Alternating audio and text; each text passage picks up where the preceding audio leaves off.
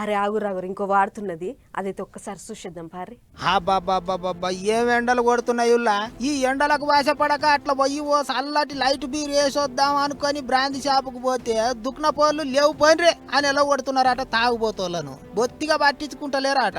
ఎండకు నాలుకే పిడ్స కట్టుకొని పోయినట్లు అయ్యి చెమ్మెడు నీళ్లు లేకున్న మాయ గాని గిలాసెడు లైట్ బీర్ దొరికినా చాలా అనుకుంటారట ఇప్పుడు తాగుబోతోళ్ళు. లైట్ బీర్లు దొరకక గోస వశంగాక నిద్ర పట్టక నాలుకే లబలబలాడి ఆఖరికిగో మంచిర్యాల జిల్లా తాగుబోతుల సంక్షేమ సంఘం అధ్యక్షుడైన గీ తరుణ్ అనే విగ్రహవంతుడు సర్కారోళ్లకు లేఖ రాసిండు. లైట్ బీర్ల కోసం తండ్లాడుతున్న తాగుబోతోళ్ల గోస పట్టించుకోండి అని వేడుకున్నాడు.